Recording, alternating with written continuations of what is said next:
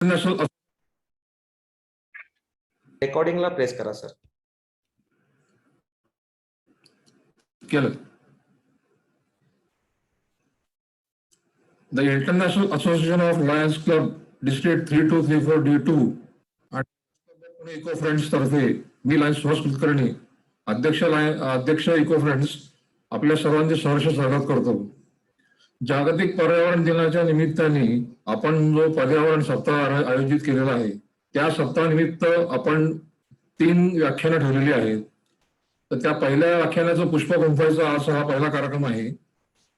आजच्या आपल्या या सगळ्या कार्यक्रमामध्ये आपल्यावर 9 क्लब सहभागी झालेले आहेत. तर ते क्लब असे आहेत: नाशिक पंचवटी, इको फ्रेंड्स, त्याच्यानंतर नाशिक पंचवटी हा नाशिकचा क्लब झाला. बाकी सगळे पुण्याचे क्लब आहेत: Lions club of Pune, eco friends, Vijaynagar, supreme, Navchaitanya, wisdom, Prabhat, Kothrud आणि सिंहगड रोड असे 9 क्लब आपल्या उपक्रमात सामील झालेले आहेत. तर सर्व क्लबच्या अध्यक्षातर्फे व आमच्या क्लबतर्फे व आपल्या डिस्ट्रिक्टतर्फे मी सगळ्यांचं सहर्ष स्वागत करतो. आपला आजचा विषय आहे टेरेसवरील बागकामाचे तंत्र. प्रत्येकाच्या घरी थोडी थोडी जागा असते आणि प्रत्येकाला त्याविषयी उत्कृष्ट उत्सुकता असते. आता आपल्याकडे 108 पार्टिसिपंट्स आहेत. हे बघूनच कळतं की किती लोकांना त्याच्यामध्ये सहभाग करायचा आहे, किती लोकांना त्याची माहिती करून घ्यायची आहे. तर आपले आजचे वक्ते आहेत ऍडव्होकेट प्रभाकर तावरे पाटील, ज्यांनी पिंपरी चिंचवडमध्ये 34 वर्ष काम केलेलं आहे. तर त्यांची ओळख आपल्याला थोड्या वेळाने आपले लायन प्रमोद डोंबरवान करून देतील. थोडस या सप्ताहाचा बॅकग्राऊंड म्हणून मी थोडं सांगतो की lions club of Pune eco friends 2009 मध्ये स्थापन झालेला आहे आणि गेली 15 वर्ष फक्त पर्यावरणाविषयी आपण काम करतो. आपल्या लायन्स क्लबच्या डिस्ट्रिक्ट जे काही क्लब्स आहेत किंवा जे काही जगामध्ये क्लब्स आहेत त्यामध्ये फक्त हा आमचा एकच क्लब आहे की जो पूर्णपणे फक्त एन्व्हायरमेंट पर्यावरणावरती काम करत असतो. तर 5 तारखेला जो जागतिक पर्यावरण दिन आहे त्याच्या निमित्ताने आपण हा सप्ताह आयोजित केलेला आहे. तर या सप्ताहामध्ये पहिल्या दिवशी आपण नो व्हेकल डे पाळलेला आहे 1 तारखेला. 2 तारखेला काल आपण बत्ती गुल म्हणून 1 तासभर लाईट लोकांनी घालवले, चांगला रिस्पॉन्स मिळालेला आहे. आज आपण हे लेक्चर ठेवलेलं आहे, व्याख्यान ठेवलेलं आहे झूम वरती. उद्या असंच वेस्ट मॅनेजमेंट, कचऱ्याचं व्यवस्थापन याच्यावरती पण एक चांगला आपल्याकडे चांगला वक्ता आहे. नंतर शनिवारी आपण भोरला ट्री प्लांटेशनचा कार्यक्रम ठेवलेला आहे, तिथं पण भरपूर सहभाग आहे लोकांचा. रविवारी गोशाळेला एक व्हिजिट आहे आणि ई वेस्ट कलेक्शनचा कार्यक्रम, 2 कार्यक्रम आहेत. ते दोन्ही कार्यक्रम आपण रविवारच्या दिवशी घेतलेले आहेत.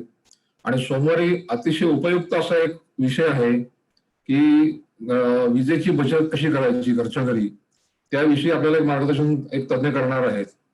आणि 8 तारखेला आपण ग्रँड फिनाले ठेवलेला आहे. तर अशा तऱ्हेने हा सप्ताहाचं आयोजन केलेलं आहे. ते करण्याचं कारण म्हणजे लोकांमध्ये जागरूकता निर्माण करायला पाहिजे. येणारी पिढी जी आहे यांना जर का आतापासून आपण पर्यावरणावरती त्याचे इफेक्ट्स किंवा त्याचे जे साईड इफेक्ट्स म्हणू किंवा मेरिट्स अँड डिमेरिट्स ज्याला म्हणतो, धोके आणि फायदे दोन्ही जे आहेत ते जर का आपण या नवीन पिढीला जे आतापासून दिले तर त्यांच्या मनामध्ये, त्यांच्या डोक्यामध्ये ही कल्पना रुजून राहील. त्यांना त्याविषयी काय करायचं काय नाही करायचं जेणेकरून पर्यावरणाचं रक्षण होईल या गोष्टी त्यांच्यापर्यंत पोहोचतील, हा एक उद्देश होता.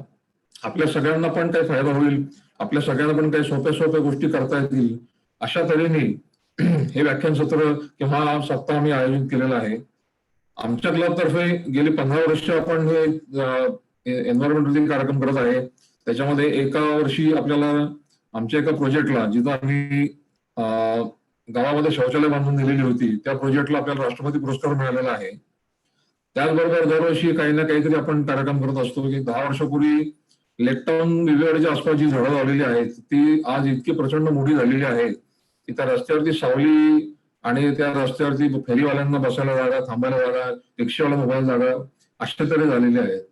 आणखीन पण बऱ्याच ठिकाणी आपण वृक्षारोपण केलेलं आहे, बरेच कार्यक्रम केलेले आहेत आणि असे कार्यक्रम आपले वर्षभर चालू असतात. तर हा सगळा झाला हा या सप्ताह करण्याचा त्याच्या मागचं पर्पज जे आहे ते सांगितलेलं आहे. अवेअरनेस व्हावा, लोकांना त्याचा फायदा व्हावा, जेणेकरून पर्यावरणाचं रक्षण व्हावं. हे पर्यावरण आता सध्या फार महत्वाचं झालेलं आहे. आपल्या सगळ्यांना त्याविषयी सांगण्याची, वेळ सांगण्याची आवश्यकता नाहीये, पण त्यातल्या त्यात सोप्या पद्धतीने आपण काय करू शकू आणि ज्या पद्धतीने आपल्याला त्याचा फायदा होईल, आपल्या पुढच्या पिढीला फायदा होईल, अशा तऱ्हेने काही कार्यक्रम, काही जनजागृती करण्याचा जो प्रयत्न आहे, हा प्रयत्न असाही चालू राहील. यामध्ये कोणाला काही सजेशन द्यायचे असतील, पुढे आणखीन काय कार्यक्रम आपल्या एकत्र करायचे असतील, तर आम्ही नक्कीच त्याच्यामध्ये सगळ्यांचा सहभाग, आम्ही त्यांचं सहर्ष स्वागत करूया या गोष्टीमध्ये.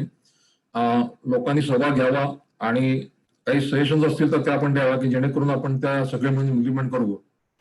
तर सगळ्यांना माझी विनंती आहे की हे सगळे आजचे 3 कार्यक्रम जे आहेत, 3 लेक्चर्स, ते मनपूर्वक व्यवस्थित ऐकावेत, त्याचा फायदा करून घ्यावा. आपण शेवटची 10 मिनिटं प्रश्नोत्तरं ठेवलेली आहेत, तर आपले प्रश्नोत्तर तुम्ही राखून ठेवा. आणि इन केस जर का आपल्याला वेळ पुरला नाही आणि जर का प्रश्न जास्त असतील तर आमच्याकडे प्रश्न पाठवा. आम्ही ते प्रश्नाची उत्तर घेऊन तावडे सरांकडून उत्तर घेऊन तुम्हाला ते उत्तर देण्याचा आम्ही लवकरात देण्याचा प्रयत्न करू. तर अशा तऱ्हेने आपल्या कार्यक्रमाला मी आता सुरुवात करत आहे. मी आता लायन प्रमोद पाटील यांना विनंती करतो की त्यांनी आजचे जे आपले सन्माननीय पाहुणे आहेत त्यांचा थोडक्यात परिचय करून द्यावा. नमस्कार, मी lion Pramod, Lions club of Pune eco फ्रेंड्सच्या वतीने आपल्या सर्वांचं स्वागत करतो. सर मी 1 मिनिट थांबवतो. प्रभाकर Yes. सरांचा ऑडिओ कनेक्टेड नाहीये सर. हा, तावरे सरांचा ऑडिओ कनेक्टेड नाहीये. येस सर, आता कनेक्ट झालेला आहे सर. हा सर बोला. नमस्कार, मी lion Pramod, Lions club of Pune eco फ्रेंड्सच्या वतीने आपल्या सर्वांचं स्वागत करतो. Lions club of international district 3234 मधील पर्यावरणीय उपक्रम करणारा क्लब म्हणजे Lions club of Pune eco friends. या क्लबच्या वतीने विविध पर्यावरण विषयक उपक्रम केले जातात. त्याचाच एक भाग म्हणजे जागतिक पर्यावरण दिनानिमित्त आयोजित करण्यात आलेला पर्यावरण सप्ताह. या पर्यावरण सप्ताहात आज आपल्याला टेरेसवरील बागकामाचे तंत्र या विषयावर मार्गदर्शन करणार आहेत माननीय ऍडव्होकेट प्रभाकरजी तावरे पाटील सर. मी त्यांचं स्वागत करतो. गेल्या काही दिवसात आपण सातत्याने ऐकलेला एक शब्द म्हणजे ऑक्सिजन, आणि ऐकलेला शब्द म्हणजे त्याच्यातली अपरिहार्यता. वास्तविक पाहता निसर्गाने त्याची सोय केलेली आहे, फक्त नियोजन आपल्याला करायचं आहे, आणि तेही आपल्याच घरी, आपल्या टेरेसवर. त्याचबरोबर आपण इतरही अनेक लाभ घेऊ शकतो या प्रयत्नामध्ये. तर याविषयी आज आपल्याला मार्गदर्शन करणार आहेत माननीय प्रभाकरजी तावरे पाटील सर. त्यांची मी तुम्हाला थोडक्यात ओळख करून देतो. ऍडव्होकेट प्रभाकरजी तावरे पाटील हे पिंपरी चिंचवड महानगरपालिकेतून सहाय्यक आरोग्य अधिकारी या पदावरून 34 वर्ष सेवा करून निवृत्त झाले आहेत. त्यांनी MA केले आणि MA करताना मराठी आणि सोशियोलॉजी हे त्यांचे विषय होते. कायद्याचं ज्ञान घेत त्यांनी LLB ही पदवी देखील मिळवली आहे. सावित्रीबाई फुले पुणे विद्यापीठाच्या बहिशाला शिक्षण उपक्रमात ते व्याख्याता असतात. तसेच all India institute of local self government Pune येथे देखील ते व्याख्याता आहेत. राष्ट्रसंत स्वच्छतेचे प्रसारक श्री संत गाडगेबाबा यांच्या जीवन चरित्रावर तावरे पाटील सरांची 100हून अधिक व्याख्यानं झालेली आहेत. व्यसनाचे दुष्परिणाम, आहार आणि व्यायामाचे महत्व याविषयी ते उत्तम प्रबोधन करतात. स्वच्छ भारत मिशन अंतर्गत सॉलिड वेस्ट मॅनेजमेंट या विषयावर त्यांनी विविध ठिकाणी अनेक व्याख्याने दिली आहेत. ITI मुंबई येथील तसेच स्वच्छ भारत मिशन दिल्ली येथील कॉन्फरन्समध्ये ते सहभागी होते. हैदराबाद येथील सॉलिड वेस्ट मॅनेजमेंट या विषयावरील परिषदेत ते सक्रिय सहभागी होते. कार्बन मुक्त व पर्यावरणीय देश म्हणजे भूतान, तेथे त्यांचा पर्यावरण अभ्यास दौरा पूर्ण झाला आहे. विषमुक्त शेती व रोगमुक्त जीवन या विषयावर ते सखोल मार्गदर्शन करतात. सोलापूर रोडला त्यांची स्वतःची शेती सुद्धा आहे, उत्तम शेती करतात ते.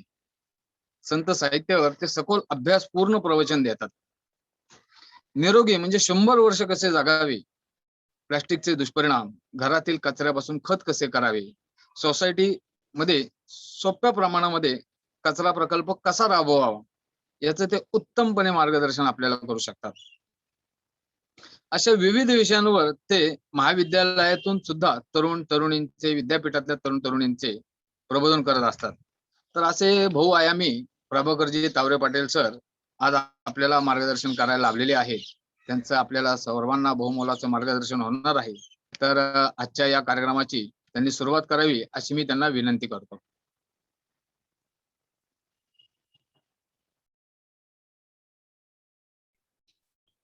सर अनम्यूट करा सर. Sir please unmute. हा. Yes sir. येतंय ऐकायला? हो एकदम व्यवस्थित सर. फक्त नमस्कार मोबाईल जर तुम्ही सगळ्यांना. हॉरिझॉन्टली पकडला तर खूप छान होईल सर. असं का? येस. ओके. एकच. Yes sir, that's great. आता व्यवस्थित झालं. येस एकदम व्यवस्थित सर. नमस्कार सगळ्यांना. तर मुद्दा असा आहे मंडळी हो, टेरेस गार्डनचं तंत्रज्ञान. टेरेस गार्डनचं तंत्रज्ञान माझं आहे ते विषमुक्त. वेगवेगळ्या पद्धतीने टेरेस गार्डन केल्या जातात, करतात. शहरामध्ये आवड निर्माण झालेली आहे. परंतु मी स्वतः पिंपरी चिंचवड महानगरपालिकेमध्ये सेवेत असताना, आता 1-2 वर्षापूर्वी मी रिटायर झालेलो आहे. तर मी स्वतः वर्कशॉप अनेक ठिकाणी ते घेतलेले आहेत. मुळातच कचरा समस्या संपूर्ण भारतभर आहे. कचऱ्यावर उपाय, त्याचं खत कसं करावं हा विषय वेगळा आहे. परंतु टेरेस गार्डन आणि खत हा विषय जोडून असल्यामुळं मी टेरेस गार्डन विषय त्यामध्ये इन्क्लूड केला. एकतर झिरो बजेट हा आमच्या आरोग्य विभागामध्ये झिरो गार्बेज हा एक शब्द असतो. त्यामुळे मी त्याला झिरो बजेट विषमुक्त टेरेस गार्डन. फार खर्च करायचा नाही आणि फार अगदी मोठ्या मोठ्या कुंड्या किंवा मार्केटमध्ये वेगवेगळ्या प्रकारचे ट्रे, वेगवेगळ्या प्रकारच्या महागड्या त्या टेरेस गार्डन साठी काही वस्तू आणायची गरज नाही. मुळातच आपल्याला एखादं तुळशीचं झाड कुंडीमध्ये लावलं तर ते जगवता येत नाही. त्याला विविध खतं पाणी घालून ते कधी जगत नाही. परंतु टेरेस गार्डन, वनस्पती किंवा भाजीपाला याचं तंत्र समजून घेतलं तर आपल्याला चांगल्या प्रकारची टेरेस गार्डन करता येते. आता यामध्ये मी एक पहिला भाग टेरेस गार्डन आणि विषमुक्त का करायची, दुसरा मुद्दा आहे की कोणता भाजीपाला लावायचा, आणि तिसरा मुद्दा आहे त्यावर कीड नियंत्रण पडतंय, ते कीड नियंत्रण कसं करायचं. चौथा मुद्दा आहे की आपण या टेरेस गार्डनच्या भाजीपाल्यासाठी कोणतं खत वापरायचं, आणि पहिल्यांदा मी म्हणेल की त्याची आखणी कशी करावी, टेरेस गार्डनची आखणी कशी असावी, टेरेस गार्डन कसं असावं. तर मी शेवटी माझं टेरेस गार्डन मी अंधारात दाखवायचा प्रयत्न करणार आहे, किंवा प्रत्येकाकडे असेलही दाखवायचं काय वेगळं ह्याच्यामध्ये काही गरज नाहीये. परंतु टेरेस गार्डनवर उपलब्ध टेरेसमध्ये, म्हणजे ते 10 स्क्वेअर फुटाचा असू देत, 20 स्क्वेअर फुटाचा असू देत, 30 स्क्वेअर फुटाचा असो किंवा 100 स्क्वेअर फुटाचा असू देत, तर साधारणतः 3 फूट रुंदीचं, आणि मग किती 10 फुटाचा असू देत, 20 फुटाचा असू देत, फक्त विटा कडेने लावायच्या. विटा सहजासहजी उपलब्ध होतात, आणि ह्या विटा कडाने लावल्या की त्याच्यामध्ये किमान 6 इंचाचा मातीचा थर. आता मातीमध्ये माती चांगली असावी, कुठली अगदी माळरानाची, काही लोक माळरानाची मिळेल ती माती आणतात असं नाहीये. मातीशास्त्र महत्वाचं आहे. माती ही भुसभुशीत असावी, चिकन माती नसावी किंवा पोयटा माती असावी. तर बेड तयार करताना त्या मातीमध्ये काय काय मिसळावं, अगोदर हे महत्वाचं आहे. माती 70% आणि कोकोपीट एक 15% आणि एक त्यामध्ये 15 ते 20% शेणखत मिसळावं किंवा गांडूळ खत मिसळावं, असं सगळं एकजीव करावं. त्यामध्ये पुन्हा 1-2 किलो लिंबोळी पावडर किंवा लिंबोळीचा पाला उपलब्ध सहज होतो, की लिंबाचं झाड जर आपल्याला कुठं दिसलं, मी तर मळ्यामधून सगळं आणतो. मला मळ्यामध्ये वारुळाची माती पण मिळते, मी वारुळ उकरून आणतो, आणि वारुळ दिसलं कुठं तर त्यात काय कुठं सापनाग असायचा काय प्रश्न नसतो. मुंग्यांचं वारुळ असतं, मुंग्यांनी माती खूप चांगली भुसभुशीत केलेली असते, त्यात कुठल्याच प्रकारचा काही खडा पण दिसत नाही मला, पण खूप छान माती मिळते वारुळाची. ती माती पण मी मिक्स करतो टेरेस गार्डन मध्ये. साधारणतः सगळं एकजीव केल्यानंतर त्या टेरेसवर मग तुम्ही पात्र घ्या किंवा कुणाला मिळतील ते डबे घ्या किंवा मोकळ्या टेरेसवर मी सांगितले त्या प्रकारे 10x3 असे साईडला एका पट्टा करा आणि त्याच्यामध्ये हे सगळं पसरावा. तर ही आखणी झाल्यानंतर मग तुम्हाला जेवढा टेरेस उपलब्ध असेल तेवढ्या टेरेसवर हे पसरल्यानंतर एक 4 ते 5 दिवस फक्त त्याला भिजवत राहा आणि भिजवत राहिल्यानंतर माती तुम्ही जे मिसळलेलं खत, मिसळलेलं कोकोपीट आणि तळात काही थोडेसे विटाचे तुकडे असतील तर टाका, कारण शेवटी पाणी धरून ठेवण्यासाठी कोकोपीट आपण हा कन्सेप्ट मिसळतो त्याच्यामध्ये आणि कोकोपीट मिसळल्यामुळे पाणी धरून ठेवण्याची क्षमता मातीतली वाढते. कारण पिकाला जास्त पाणी देण्यातही काही योग्य नसतं, कारण कुठल्याही पिकाला ओलावा आवश्यक असतो, फार पाण्याची गरज नसते. एवढं लक्षात ठेवा मात्र, कारण जास्त पाणी पडलं तर कुठल्याही प्रकारचा भाजीपाला किंवा कुठल्याही प्रकारचं छोटी छोटी आपण जी काही फुलझाडं लावतो ती फुलण्याची किंवा वाढण्याची शक्यता कमी होते, त्याच्यावर रोग पण पडतो. तेव्हा ओलावा असणं हा कन्सेप्ट फार महत्वाचा आहे. मग ही आखणी झाल्यानंतर ह्या टेरेस गार्डनवर ही आखणी झाल्यानंतर मग त्यामध्ये सपोज तुमची 30 स्क्वेअर फुटाची जर आखणी झाली असेल तर मग यामध्ये तुम्ही टप्पे करा. त्यामध्ये 2-2 स्क्वेअर फुटाचे टप्पे केले, किमान आपल्या बागेमध्ये भाजीपाला कोणता लावावा, तर यामध्ये बिया पण चांगल्या पाहिजेत. काही नैसर्गिक विषमुक्त शेतकरी आमचा मोठा ग्रुप आहे, त्याच्यामध्येही काही शेतकऱ्यांचे बियाणे आपल्याला सहजासहजी उपलब्ध होतात आणि माझ्याकडे स्वतःकडे 50 प्रकारचे बियाणे माझ्या गाडीतच असतात. मी सहज कोणी भेटलं तर त्यांना देतो 2-2 आणि मी बी तयार करतो. म्हणजे मळ्यात माझ्या सगळ्या प्रकारचा भाजीपाला आहे, त्याचे बी पण मी साठवून ठेवतो. आता मला बी विकत आणायची गरज पडत नाही. मग अशा प्रकारे तुम्ही टप्पे करा आणि कधी कधी काय होतं, बी जास्त असले तर आपल्याला कोणत्या प्रकारचा भाजीपाला उगवला हे पण कळत नाही. म्हणजे अगोदर आपण भाजीपाल्याची रचना अशी करू की अगोदर वेलवर्गीय लावू. वेलवर्गीय मध्ये भोपळा आहे, कारला आहे, दोडका आहे, गोसावळा आहे, अगदी तोंडला आहे. तुम्हाला जे अजून आवडेल ते. काशीफळ भोपळा मी तर तो नेहमीच लावतो आणि उपासाला तो मोठा अगदी मला भोपळा खायला मिळतो टेरेसवर. ते 5-6 प्रकारचे वेलवर्गीय एका तिथं कोपऱ्यामध्ये केले तर त्याला तुम्हाला फक्त वेलवर्गीयला चारी बाजूनी लाकडाचं साधारण मंडप करावं लागेल. तो मंडप काही विकत आणायचे मिळतात लाकडं कुठे, ती लाकडं साधी उभी केली. कोणाला अगदी बांबू आणायचे असतील आणि ते फक्त तुम्ही एका तारेने बांधली तर तो मंडप तयार होतो आणि त्या मंडपावर हे वेलवर्गीय सोडायचे. वेलवर्गीयाला मंडप आवश्यक असतो, त्याशिवाय त्या वेलवर्गीय भाज्या चांगल्या येत नाहीत. त्याला वेल पसरायला चान्स असतो आणि मग ते त्याची फळं चांगली येतात. हा माझा अनुभव आहे. तर एका कोपऱ्यामध्ये तुम्ही 2 स्क्वेअर फूटमध्ये अशा प्रकारच्या ह्या वेलवर्गीय लावल्या, तर दुसऱ्या टप्प्यामध्ये तुम्ही भाजीपाला जो पाल्याच्या भाज्या आहेत, मेथी आहे, कोथिंबीर आहे, पालक आहे, शेपू आहे, अशा प्रकारचे 4 ते 5 भाजीपाला तुम्ही, आंबाडी आहे, वेगवेगळ्या भाज्या आहेत, खूप आहेत. त्याला हौस आहे. पण त्या पद्धतीनं तुम्ही त्याची रचना करा. दुसरे बी त्यात टाका आणि तिसरा प्रकार जो आहे पुन्हा कंद भाज्या आहेत.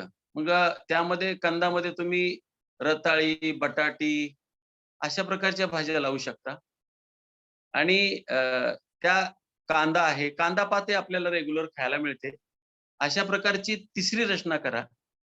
चौथ्यामध्ये तुम्ही वेगवेगळ्या प्रकारच्या फळभाज्या आहेत. मग ते टोमॅटो आहे, काकडी आहे, परत तुम्हाला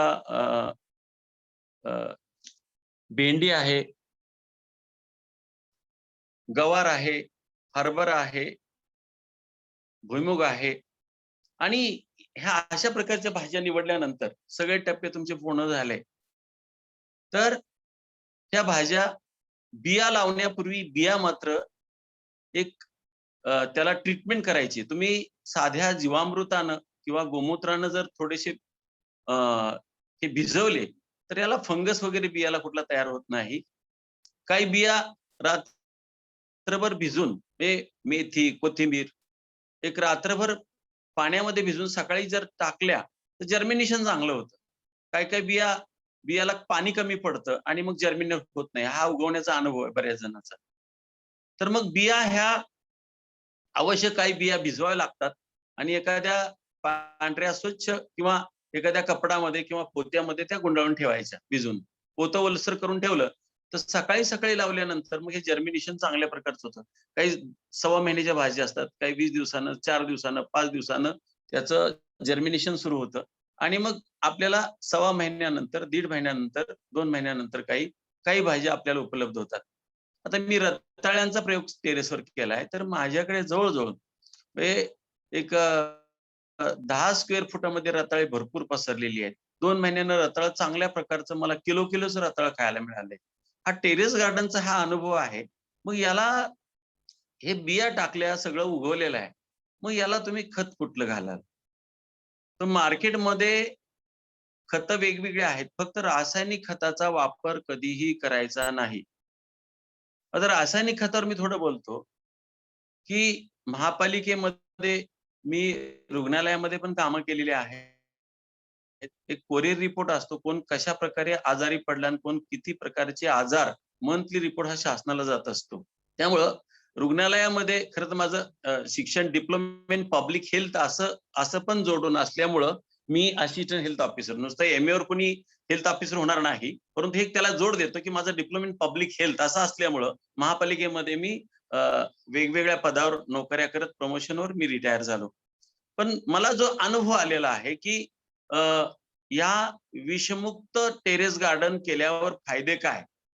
तर सध्याच्या रोगाच्या वातावरणामध्ये, की भारतीय लोकांना डायबिटीस आहे किंवा अनेक प्रकारचे रोग आहेत, ब्लड प्रेशर आहे, कफ आहेत. अनेक रोगानं ग्रासलेले टॉप 10 डिसीजमध्ये भारत पुढे आहे. कोरोना आत्ताच आहे. मग ह्या भाज्यांचं अनन्यसाधारण महत्व मग विषमुक्त. आम्ही शहरामध्ये खेड्याकडून लोकांना ह्या भाज्या उपलब्ध करून देण्याचा प्रयत्न करतो. शेतकरी काही विषमुक्त प्रयोग करतात आणि ते भाज्या इथे घेऊन येतात. पण आपल्याला टेरेसवरच्या स्वतःच्या भाज्या किमान 2-3 दिवस मिळू शकतात. हे मला टेरेसवर आता काय मिळतं, तर माझी पात आहे. मी सहज कांदे टोपलेत. बारीक-बारीक कांदे टोपून टाकले. त्याची पात चांगली आली. आठवड्यातून 2दा पात मला खायला मिळते. तोंडल्याचा वेल आहे. तोंडल्यापासून मला माझ्या टेरेस गार्डन मधून तोंडली खायला मिळतात मला. मिरच्या मला खायला मिळतात. मला रताळी मला खायला मिळतात. मला ऊस पण खायला मिळतो. टेरेस गार्डन मध्ये मी लिंबू केले. मला 12 महिने लिंबू मिळतं. मला गवती चहा मिळतो.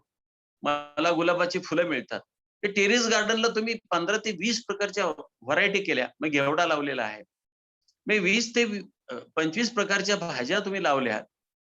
तर टेरेस गार्डनमध्ये मला वाटतंय, की किमान आठवड्यातून 2 ते 3 वेळा.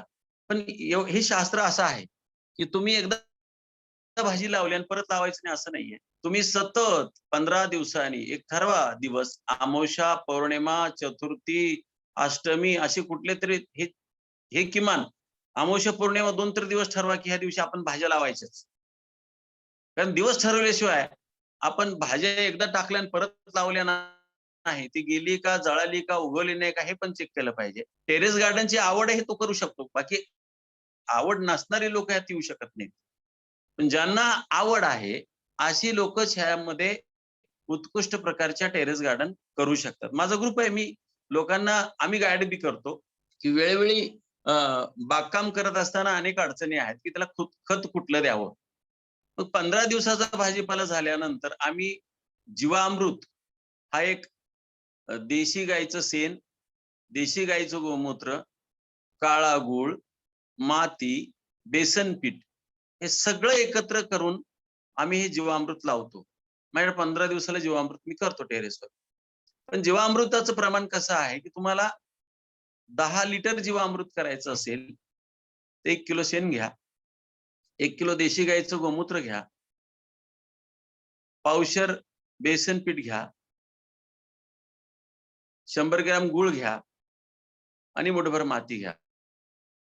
सगळं एकत्र मिश्रण करा आणि एका ड्रम मध्ये लावा. फायबरचा ड्रम असला पाहिजे. त्या ड्रम मध्ये लावा आणि लावल्यानंतर त्याला सकाळ संध्याकाळ एका दिशेने हलवा. 2 ते 3 मिनिटं हलवा त्याला. चांगलं एकजीव झाल्यानंतर त्याला पुन्हा एखाद्या कपड्यानं किंवा पोत्यानं बांधून ठेवा. झाकण घट्ट कुठलंच लावू नका. आणि 48 तासानंतर म्हणजे 3 दिवसानंतर हे जीवामृत तयार होतं. तुम्हाला वर पिवळसर झालेलं आणि असं तुम्हाला त्याचा फेस आलेला पण दिसेल. हे वापरण्यायोग्य झालं. आता हे जीवामृत एकाच 10 लिटर पाण्यामध्ये डायरेक्ट वापरायचं नाही. एकाच 10 लिटर पाण्यामध्ये हे जीवामृत तुम्ही झाडांच्या मुळाला पण असं तुम्ही फवारू शकता. उन्हामध्ये ड्रिंचिंग करू शकता आणि झाडावर फवारणी सुद्धा करू शकता. आता हे फवारणी कशा प्रकारे करू शकता?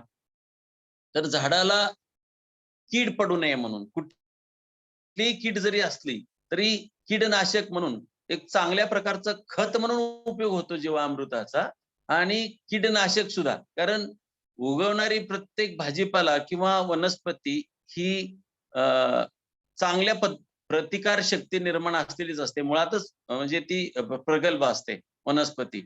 रासायनिक खताचे दुष्परिणाम फार मोठे आहेत. ह्या वनस्पती उगवताना त्याला आपण जे बाळकडू म्हणतो की अशा प्रकारे नैसर्गिक जीवामृत त्याला दिल्यानंतर पण ह्या जीवामृताच्या फवारण्या कशा असाव्यात? तर महिन्यातून 2 वेळा असावी.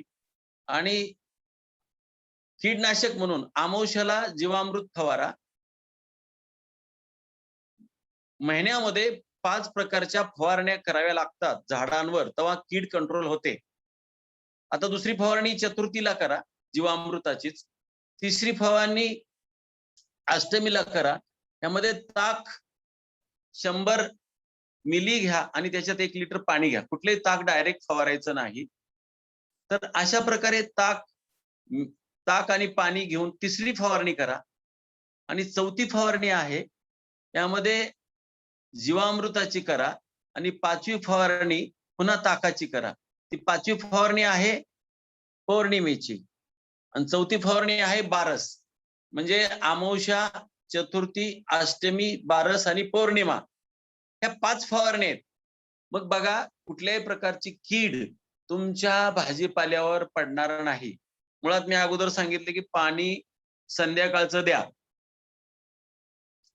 2 वेळ पाणी द्यायची गरज नाही. उन्हाळ्यात पडती गरज, पण उन्हाळा ऋतू जर सोडला तर भाजीपाल्याला 2 वेळ पाण्याची गरज नाही. पाणी देताना झाऱ्याचा वापर करा किंवा ठिबक सिंचन वापरा. आता ठिबक सिंचन जर वापरलं तुम्ही तर खूप छान आहे की 10 ते 15 मिनिटं आपण जर ठिबक सिंचनचा वापर केला तर माती बऱ्यापैकी ओली होते. पाणी त्यात साठता कामा नये. अशा प्रकारे या जीवामृताच्या आणि ताकाच्या फवारण्या केल्या. अजून दुसरं आहे की अधूनमधून लिंबोळीची पावडर मिळते किंवा आपण वाळलेल्या पालापाचोळा जरी लिंबाचा गोळा केला कडुनिंबाचा तरी त्याची भुकटी करून आपण अधूनमधून आपल्या बागेमध्ये आपण टाकू शकतो आणि त्यामुळे कीड नियंत्रण होतं. आता जीवामृताचे फायदे काय होतात? जमीन सजीव राहते. मुळात जमीन भुसभुशीत होण्यासाठी जे जीवाणू आहेत ते जीवाणू सजीव राहतात जीवामृतामुळे. मुळात शेण हे फार फायद्याचं आहे. पीक उत्पादन यामध्ये दर्जा सुधारतो, उत्पादनात वाढ होते, बाष्पीभवन नियंत्रित राहते आणि कर्ब नत्र गुणोत्तर वाढतं, ह्युमसची निर्मिती होते, विघटन क्रियेत मदत होते आणि वातावरण बदलांमुळे वातावरणामध्ये कायम कार्बन आहे तर पिकांना संरक्षण मिळतं. जीवामृत हे फार महत्वाचं आहे. त्याला नावच दिले जीवामृत. मी माझ्या मळ्यामध्ये 3 गुंठ्यात प्रयोग केलाय. इथं टेरेस गार्डनवर हाऊस आहे, लोकांना दाखवण्यासाठी मी करतो.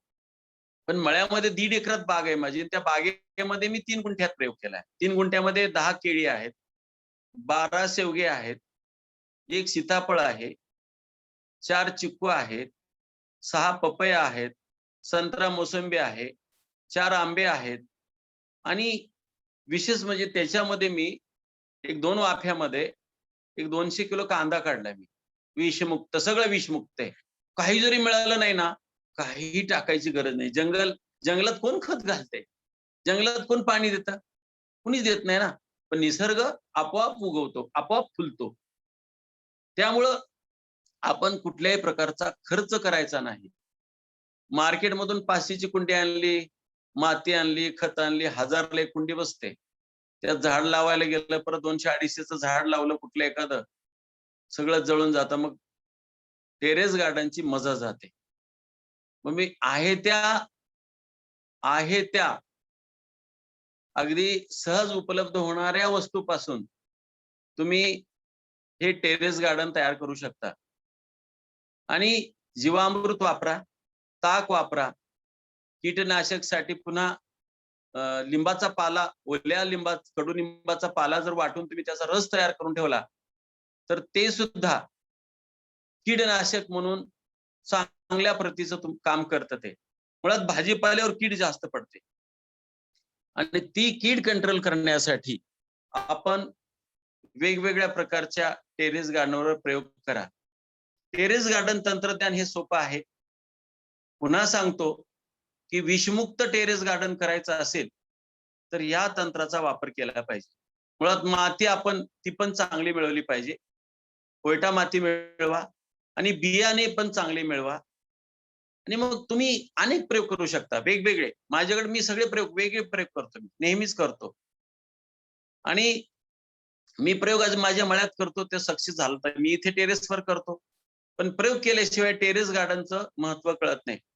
ते प्रत्येक पदार्थ, मला आता भाजी नाही, मी पात खातो. मग मला कुठलाही रोग नाही, थंडी ताप नाहीये. ते मला आठवत नाही, मी हॉस्पिटलमध्ये 12 वर्ष होतो, पण मला कुठं काही त्याचा त्रास झाला नाहीये. ते आता व्हिटॅमिन बी ची डिफिशियन्सी टोटली कॉमन झालेली आहे. व्हिटॅमिन B12, ABD हे पपईचं झाड माझ्या टेरेस गार्डनवर असतं. मी पपया पण टेरेस गार्डनवरून खातो. ABD जीवनसत्व असणारं एकमेव पपईचं झाड आहे. आपण म्हणतो तोंड आलं की तोंडलं खा, पण तोंडलं कुठे मिळतंय का? आणि ते विषारी असतं. प्रत्येक मार्केटमध्ये भाजीपाला जो आहे तो विषारी आहे. तुमच्या समोर येणारा भाजीपाला कसा आहे? तो विषारी आहे, विषमुक्त नाही. मग लोक म्हणतात त्याला मिठात धुवून घ्या, काहीतरी आणखी वेगळे प्रयोग करा. काय होणार आहे?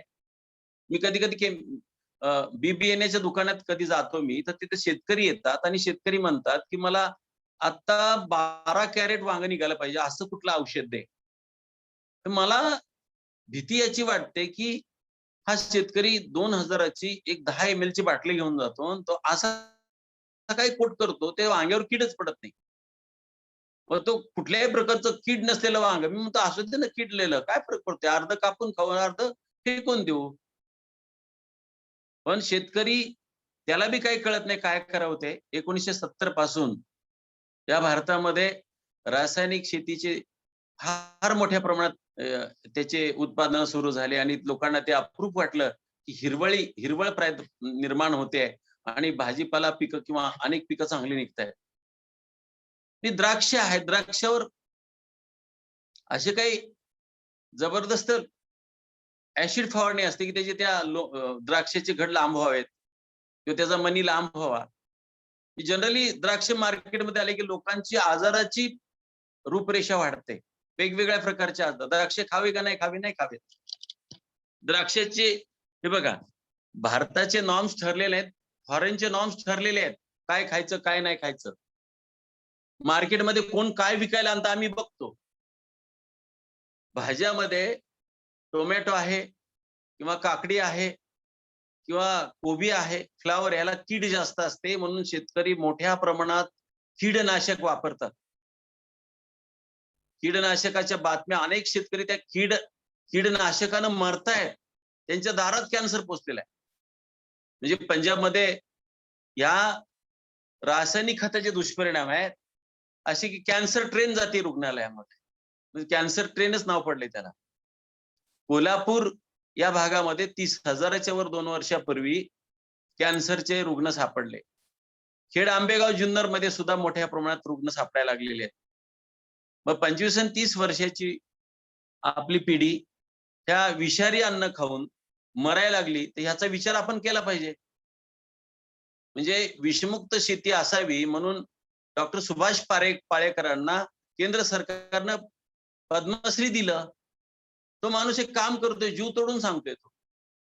अशी भरपूर महाराष्ट्रात माणसं आहेत, भारतात माणसं आहेत. आणि विशेष म्हणजे शेतीमध्ये याचे दुष्परिणाम असे दिसून येत आहेत की रासायनिक खतं घातल्यामुळे विहिरीचं पाणी खराब आहे, विहिरीचं पाणी दूषित आहे.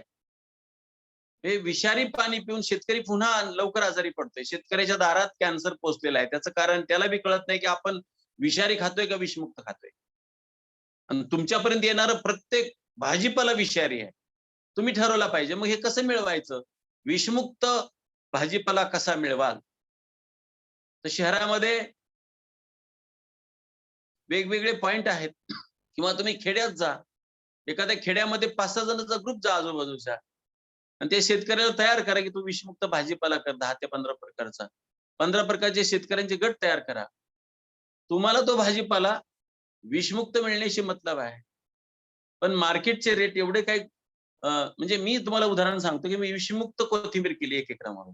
1500 पेंड्या तयार केल्या. उन्हाळ्यामध्ये मार्केट दिले त्यानं 2200 रुपये आणि 1500 रुपये भाडं कापून घेतलं. माझी पण इच्छा झाली नाही की मार्केटला कुठं पाठवावं. आणि तेच मी माझे विषमुक्त चिकू पिंपरी चिंचवड शहरात 300 किलो मी 60 रुपयाने विकले.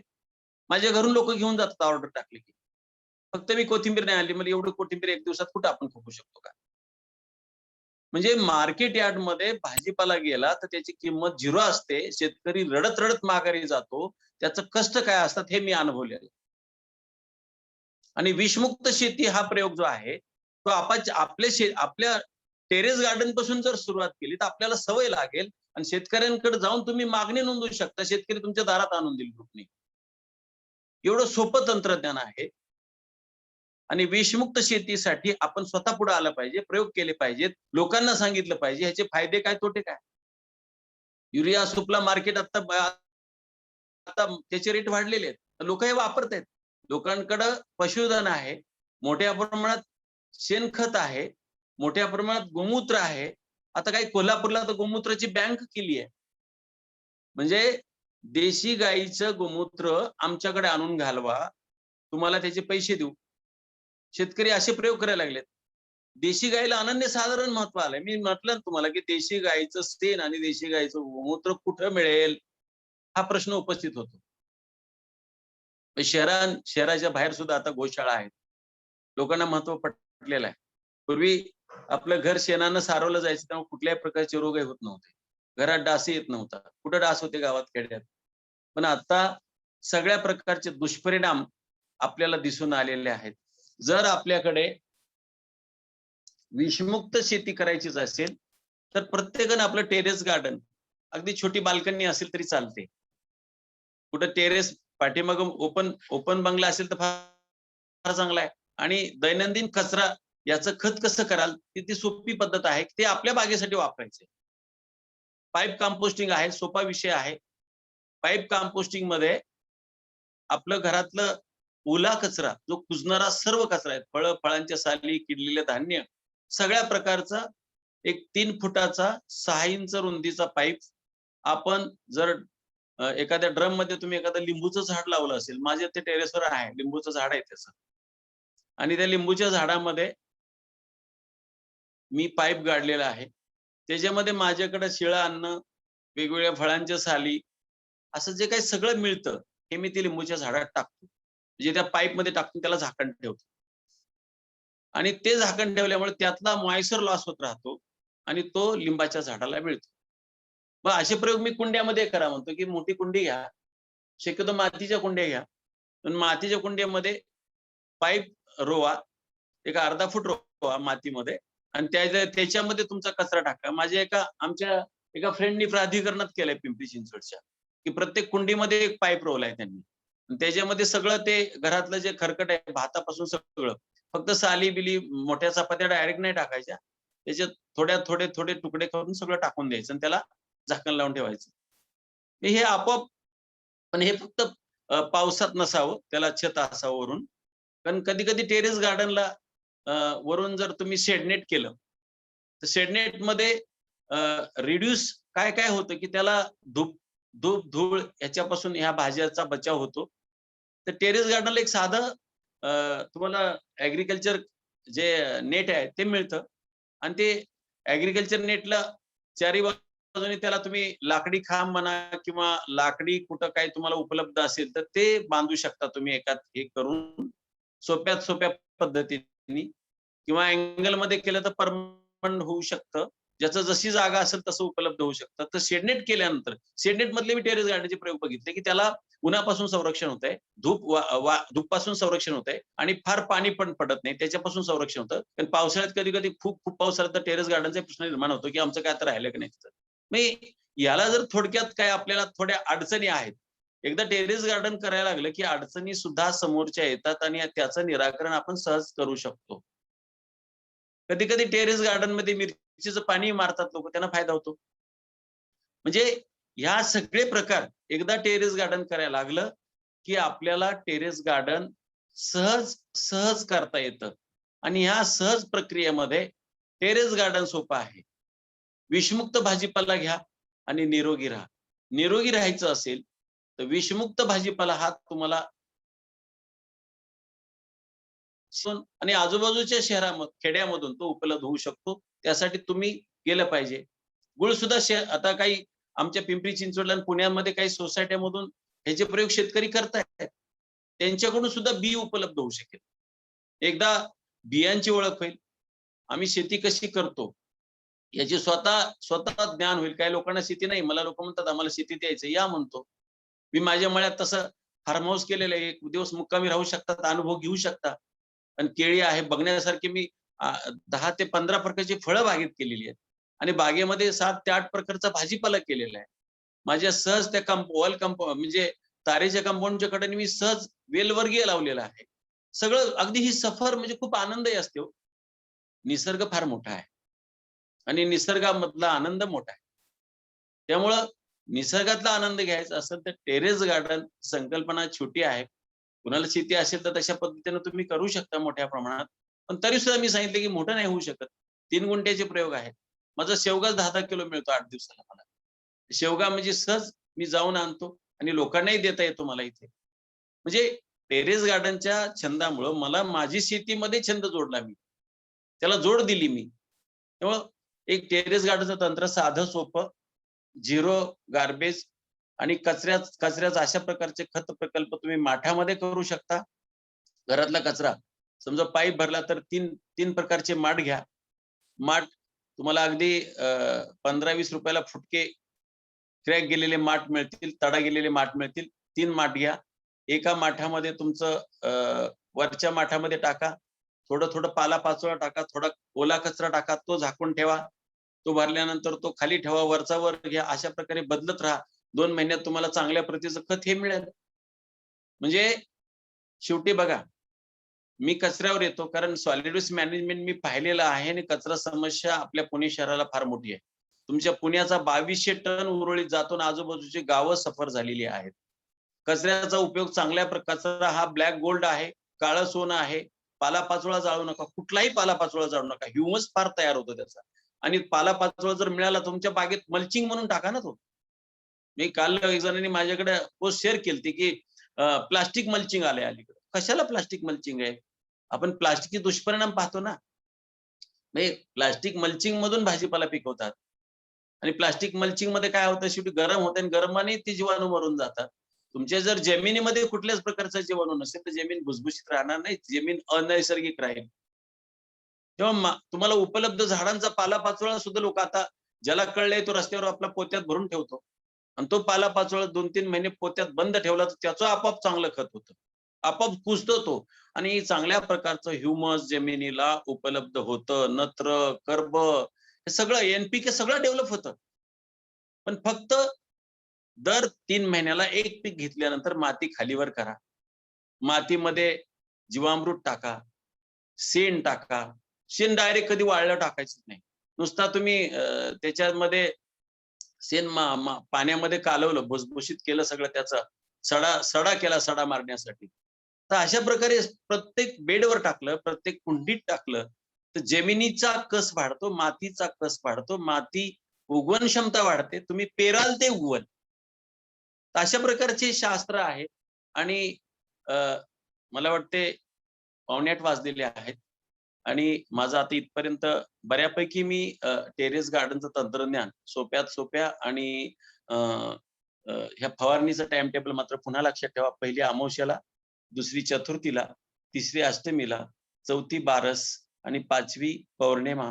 पौर्णिमेला ताक आणि जीवामृत वापरा आणि बारसेला जीवामृतच वापरा फक्त. तिसरी फवारणी जी आहे अष्टमीची, ती आंबा आणि आंबट ताक आणि 1 लिटर पाणी मिस. दुसरी चतुर्थीला जीवामृत फवारणी करा आणि पहिल्या अमावस्याला फवारणी करा. हे टाइम टेबल घरात एकदा लिहून ठेवलं की आपल्या अंगवळी पडेल. आणि मग टेरेस गार्डनचं तंत्रज्ञान ह्या 5 गोष्टीमुळे शक्य आहे. आणि टेरेस गार्डन मध्ये शेडनेटचा प्रयोग केला तर आणखी शक्य आहे. 2 गोष्टी फार महत्वाच्या आहेत. आणि मग ज्याला शेवटी जमल ते, शक्य होईल ते प्रयत्न केला तर त्यांनाच प्रत्येकाला युक्त्या सुचतात. हे काय माझी स्वतःची काही युक्ती नाही, मी केलंय ते मी तुम्हाला सांगितलेलं आहे. तर अशा प्रकारे हे टेरेस गार्डनचं तंत्रज्ञान मी माझ्या अनुभवानुसार मी तुमच्यापुढे मांडलेलं आहे. आणि विषमुक्त अन्नाकडे तुम्ही सगळ्यांनी वळावं अशी अपेक्षा आहे. आपण पुढचे काही प्रयोग काही मिनिटं, जे 10 मिनिटं आहेत, त्यासाठी आपण प्रश्न उत्तर ठेवू. कुणाला काही प्रश्न विचारायचे असेल ते विचारा. धन्यवाद. धन्यवाद सर, फार चांगली अतिशय उपयुक्त माहिती दिलेली आहे. आपल्याकडे जो 150च्या वरती पार्टिसिपंट आहेत आणि आपण क्वेश्चन सगळ्या खाली बघतोय चॅटमध्ये की एक एक करून आपल्याला खूपच प्रश्न विचारले गेलेले आहेत. तर मला एकच प्रश्न जो पहिला विचारायचा वाटतो सगळ्यांतर्फे की जीवामृताचं मिश्रण किंवा जीवामृत काय आहे हे एकदा आपण परत रिपीट करावं. आणि एक मिनिट, सगळ्या पार्टिसिपंटला विनंती आहे की आता जी काही माहिती देतील ती नीट ऐकून घ्या सगळ्यांनी प्लीज, कारण ते प्रश्न मला जास्त दिसलेले आहेत. आणि दुसरा प्रश्न, परत एकदा फवारणीचं जे काही 5 दिवस आहेत ते पण जर परत अशी मी तुमचं रिक्वेस्ट करतो तुम्हाला. Yes yes yes yes. हा खरं तर हा कन्सेप्ट टेरेस गार्डन मध्ये महत्वाचा आहे. आणि जीवामृत हा काय प्रकार आहे? जीव म्हणजे जमिनीमध्ये, मातीमध्ये जीव असतो आणि त्या जीवाला अमृत काय द्यायचं? तर देशी गाईचं शेण फार महत्वाचं आहे. देशी गाय आपल्या भारतामध्ये, मी भूतानमध्ये देशी गाय बघितले हो, आपल्याकडे कमी झाल्यात ना. पण देशी गाईचं शेण घ्या, देशी गाईचं गोमूत्र घ्या. हे बघा 10 लिटर बनवायचंय, पण त्याच्यात तुम्ही 5 लिटर सुद्धा कमी करू शकता. मी 10 लिटरचं प्रमाण सांगतो, ते लिहून घ्या तुम्ही. 10 लिटरच्या प्रमाणामध्ये 1 किलो शेण, 1 किलो गोमूत्र, 100 ग्रॅम बेसन पीठ, 100 ग्रॅम गूळ आणि मुठभर माती. 10 लिटर पाण्यामध्ये तुम्ही हे एकजीव करा मिश्रण सगळं. अगदी हाताने ढवळून मिक्स करा आणि त्याला वर फडक्याने बांधा, ड्रम मध्ये लावा. हे ड्रम मध्ये लावून सावलीत ठेवा, उन्हात ठेवू नका. आणि पॅक म्हणजे त्याला ड्रमवरून जे कापडी झाकण आहे ते कापडाच्या झाकणानेच बांधा, अशी घट्ट लावू नका. आणि हे जीवामृत सकाळ संध्याकाळ दोन्ही वेळेस 5-5 मिनिटं चांगल्या प्रकारचे ढवळायचे. आणि मग हे ऍक्टिव्ह तिसऱ्या दिवशी होतं. 48 तास पूर्ण झाल्यानंतर हे जीवामृत ऍक्टिव्ह होतं. त्याच्यात जीवाणू तयार होतात चांगल्या, आणि वासही चांगला येतो त्याचा. आणि ते जीवामृत 1 लिटरला 10 लिटर पाण्यामध्ये मिक्स करून ते गाळून फवारा झाडावरती. आणि झाडाच्या बुंध्याला टाकायचं असेल, कुठलेही झाड असू देत, म्हणजे तुमचा आंबा असू दे, पिरू असू दे, चिक्कू असू दे, 15 दिवसांनी टाकलं ना, हा काय बदल होते झाडांमध्ये. मी माझ्या चिक्कूच्या झाडं ह्याची फवारणी, ताकाची फवारणी, असं सगळं केल्यामुळे मला गोडीत रूपांतर होते. आणि भाजीपाला पण चांगल्या प्रकारचा होतो. अशा प्रकारचे जीवामृत आहे. आता जीवामृताचं म्हणजे हे जीवामृत अशा प्रकारचं तयार करा. आणि फवारणीचं टाइम टेबल आहे की एक 3 दिवस अगोदर असेल तर तुम्ही जीवामृत तयार करा. मग यामध्ये पहिली फवारणी अमावस्येला आहे. जीवामृत आणि पाणी फवारणीसाठी 1 लिटरला 10 लिटर आहे. मग थोडंफार मला फवारणी किती करायची, 1 लिटर करायची असेल तर अगदी थोडी 200 ml घ्या, तेवढं जीवामृत घ्या आणि तेवढं कॉन्सन्ट्रेट फवारल्यानंतर ह्याचे सुद्धा झाडांना बाधा होते. त्यामुळे कॉन्सन्ट्रेट कधीही जीवामृत फवारायचं नाही. झाडांच्या बुडाला टाकलं तर चालतं, पण भाजीपाल्याला नाही चालत ते. त्यामुळे फवारणीसाठी मिक्स करून पहिली फवारणी अमावस्येला करा जीवामृत आणि पाण्याची, दुसरी फवारणी चतुर्थीला करा, तिसरी फवारणी अष्टमीला करा. आंबट ताक 100 ml घ्या, त्यात 1 लिटर पाणी घ्या आणि ताक विशेष बरं का, घरचं ताक बनवा तुम्ही आणि जरी तुमचं दही नसलं तर त्याचं ताक करून ठेवा. 2-2 दिवसाचं दही असतं म्हणजे त्यात जंतू वाढतात ना, पण ते आंबट होतं जास्त. मग हे आंबट झालेलं दही जे आहे, हे आंबट झालेलं दही तुम्ही वर्ष सुद्धा तुम्ही ठेवू शकता बाटलीमध्ये. त्या दह्याला काही होत नाही. जेवढं जास्त दिवस ठेवलेलं आंबट ताक हे फार उत्तम कीटकनाशक आहे. आणि हे अष्टमीला तिसरी फवारणी करा. चौथी फवारणी 12 असते जीवामृताची करा आणि 5वी फवारणी पौर्णिमेला करा, ताक आणि जीवामृत असं मिक्स करून. ह्या 5 फवारण्या ज्या आहेत या टेरेस गार्डन मध्ये 2 गोष्टी, जीवामृत कसं करायचं आणि हे फवारणी कशी करायची, ह्या गोष्टी महत्वाच्या आहेत, त्या तेवढ्या लक्षात ठेवा. धन्यवाद सर. आपल्याला एक गणेश टिकम म्हणून एक हात रेज झालेला होता, तर गणेश टिकम, आपण काही प्रश्न असतील तर स्वतःला अनम्यूट करा आणि प्रश्न विचारा.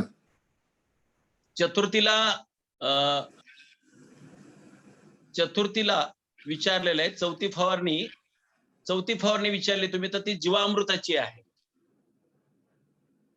चौथी फवारणी जीवामृत, त्याची फवारणी करा तुम्ही. चालेल. मिस्टर टिकम, गणेश टिकम कोण आहेत, त्यांनी प्रश्न असेल तर प्लीज विचारावा. तुमचा हात मगाशी वरती होता म्हणून. आहेत का काही प्रश्न आपल्याला? नसेल तर आपण पुढच्याकडे जाऊ. संदीप म्हणून जे आहे त्यांनी आपला प्रश्न विचारावा. संदीप, त्यांनी हात रेज केलेला आहे. संदीप सर, अनम्यूट करायचं का त्यांना? हा, अनम्यूट करायचं. संदीप. हॅलो. हॅलो. हा, नमस्कार सर. खूप नमस्कार. उत्तम अशी माहिती मिळाली आपली. माझे 2-4 प्रश्न आहेत. मी गेले बोला. 3 ते 4 वर्षापासून टेरेस गार्डनचा प्रयोग करतोय माझ्या इथं, परंतु बर. मला काही आलेले प्रॉब्लेम्स मी तुम्हाला सांगतो, त्याच्यावर जर तुम्ही मला उत्तर देऊ शकलात तर खूप बरं होईल. सांगा. एक म्हणजे माझी जी माती आहे ती मी लाल रंगाची मुरमाड माती आणली गेली आहे, जी मी बर. वापरतोय. आणि त्याच्यामध्ये मी बरेचसे भाजींते लावायचा प्रयत्न केला, पण एकतर म्हणजे रोप येतं, पण कधी कधी पानं पिवळी पडतात त्याची आणि ते मरून जातं. जर मोठं झालं तर फुलं येतात, पण फुलं गळून पडतात. आता माझ्याकडे पेरू आणि सीताफळ हे 2 झाडं माझी टेरेसवर लावलेली आहेत ती, पण त्यांना फुलोरा येत नाहीये, किंवा सीताफळाला फुलं खूप येत आहेत, पण ती फळात रूपांतर होत नाहीये. तसंच प्रकार पपईसाठी पण झालेला आहे. म्हणजे पपई, पेरू आणि सीताफळ माझ्या टेरेसवर आहेत, पण त्यांना फुलोराच येत नाहीये. तसंच मी वांगी किंवा आपलं टोमॅटो आणि कारले, घोसाळ ह्या प्रकारची वेली लावतो, पण ह्या वेलींना अशी पांढऱ्या पिवळी पडतात त्यांची पानं, किंवा त्यांचे पानं आकसून जात आहेत, किंवा त्याच्या असं पानांवर पांढऱ्या पांढऱ्या रेषा येतात आणि नंतर मग ते वाढच खुंटते आणि त्याला मग पुढं फळ पण लागत नाही. किंवा मग मी दुधी भोपळा पण लावून पाहिला तर मोजून एकच भोपळा आला त्याला, आणि त्याची बाकीची बरीचशी पानं एक तर काळी पडून जातात, फळं लागलं तर ते फळ काळं पडतं, किंवा फुलं लागली तर फुलं गळून पडतात. तर हे सगळे इश्यू म्हणजे खूप कॉमन दिसत आहेत मला हे 3-4 वर्षात. आणि पांढरा मावा आणि काळा मावा हे 2 प्रकारचे कीटक जास्त त्रास देतात अजून त्यात. तर ह्या सगळ्यांना कसं काही टॅकल करायचं किंवा कशा पद्धतीने सॉल्व्ह करायचे हे इश्यू जरा तुम्ही माहिती दिली तर बरं होईल. खूप चांगला प्रश्न आहे तुमचा बरं का. हा प्रश्न जो आहे तो कॉमन आहे.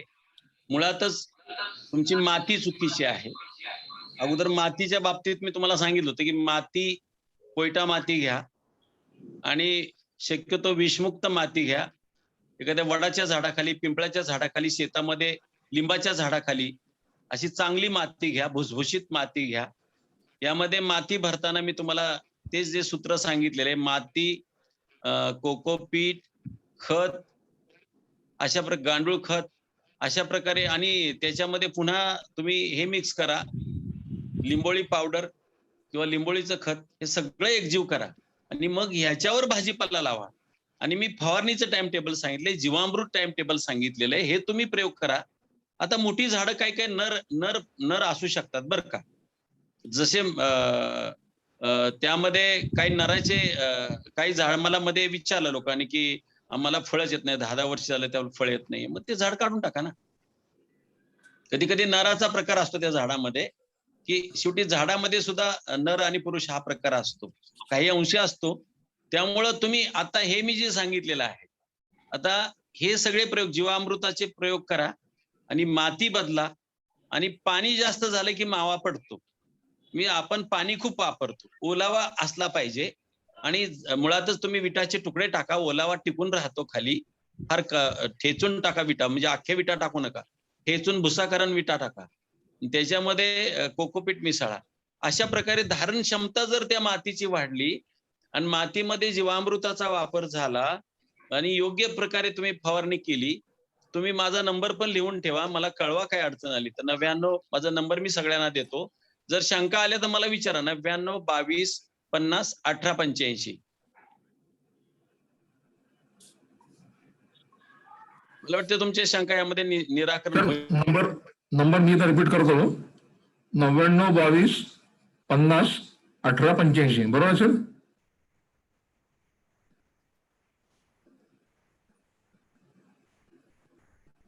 हॅलो. हा, 99 22 50 18 85 आपला नंबर आहे सर, बरोबर? हाँ, पुढचा प्रश्न है जसबीर कौर. जसबीर कौर, आपका कोई क्वेश्चन है तो आप खुद को अनम्यूट करके क्वेश्चन पूछ सकते हैं.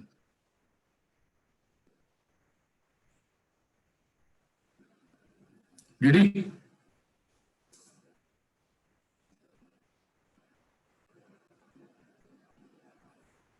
तीसरा प्रश्न है आशा पारनेरकर.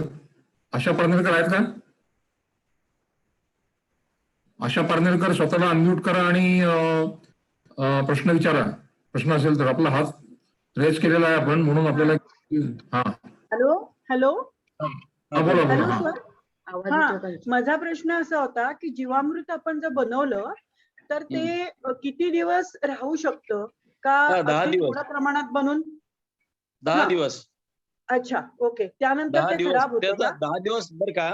म्हणजे ते कसं होतं, त्याची पॉवर जी आहे ती 10 दिवस टिकते, तशी तशी ते बरं. कमी होत जाते. जीवामृत हे नाशवंत नाही, पण 10 दिवसच टिकतं फक्त चांगल्या अवस्थेत. अच्छा, पण म्हणजे त्याचा- थोडं थोडं करून बनवावं. हो, थोडं थोडं बनवा. तुम्ही 1 लिटर बनवू शकता, 2 लिटर बनवू शकता. आणि 2 ओके. लिटरचं तुम्ही 20 लिटर होऊ शकता ना. मी सांगितलं ना, एका लिटरला हो. 10 लिटर पाणी, हो तुम्ही हो. 2 लिटर बनवू शकता. ओके ओके, ठीक आहे. हा, ओके, ओके. थँक्यू. पुढचा प्रश्न आपला झाला सर मॅडम. तर पुढचा प्रश्न आहे अंकिता रसाळकर. अंकिता रसाळकर, स्वतःला अनम्यूट करा आणि प्रश्न विचारा. आपण हात रेज केलेला आहे वरती, असं प्रश्न आहे असं दिसतं आपल्याला. आहेत का अंकिता रसाळकर?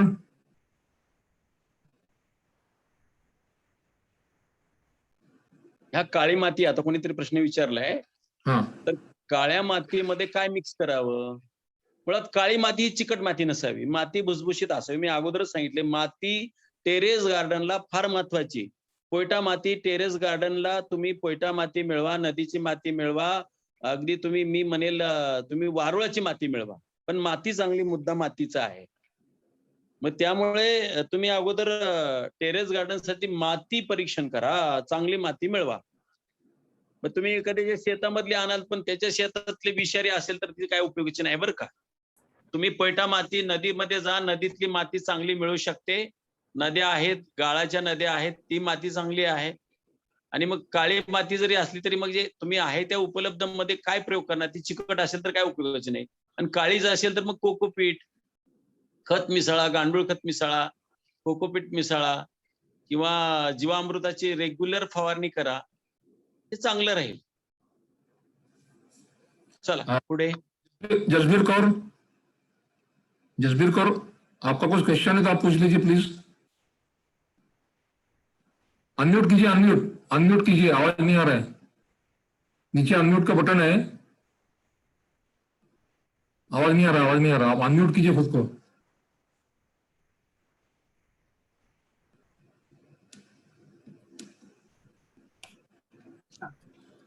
हा सुहास आता सर. येतंय ऐकू? बोला. येते. मी दीपा शहा यांच्याकडनं यांचं एक वर्कशॉप अटेंड केलं होतं. मला फक्त धन्यवाद म्हणायचे, तुम्हा सगळ्यांनी हा प्रयत्न खूप चांगला आहे, कारण मी ह्याचा अनुभव घेतलेला आहे. मी एकदा वर्कशॉप अटेंड केलं त्यांचं, त्याच्यानंतर सुद्धा मी चूक केली. रासायनिक खतं, माती आणि रासायनिक औषधं फवारणी केली. माझ्या सगळ्याच्या सगळ्या कुंड्या आणि 2,5-3 हजाराचा खर्च वाया गेला. त्याच्यानंतर मी तो नाद सोडून दिला आणि कुंड्यांमध्ये म्हणजे बेफिकीरपणे किचन वेस्ट टाकत राहिले आणि जीवामृत होईल तसं टाकत राहिले. आणि घरातल्या किचन मधल्या सगळं जे काही टाकत गेले ते सगळं म्हणजे छान उगवले. पपई उगवलेली आहे, टरबूज उगवलेला आहे, वाल उगवलेले आहे, घेवडा उगवलेला आहे, वांग उगवतं आहे, कारलं उगवलेलं आहे आणि कुठलीही कीड अजिबात नाही. आमचं स्वतःचं दुकान समर्थ ॲग्रो नावाच्या एका माणसाला दिलेलं आहे, पण त्या माणसाचं मी एकही 0 पैशाचीही खरेदी करत नाही त्याच्याकडनं. म्हणून मी सांगते सगळ्यांना, it is really a good awareness की कोणीही अशा प्रकारच्या मागे लागू नका. जे काही किचन मध्ये मिळतं ते सरांनी जसं सांगितलंय तसं ते सोनं आहे. सरांनी सांगितलंय माती, मी तर म्हणते की मातीची सुद्धा कधी कधी गरज लागत नाही. विना मातीच ते आपोआप जर्मिनेशन ह्युमस मधनं होतं. त्यामुळं आपलं किचन वेस्ट आणि जीवामृत हे झालं की सगळ्यात अमृतासारखा आहार आपल्याला मिळतो.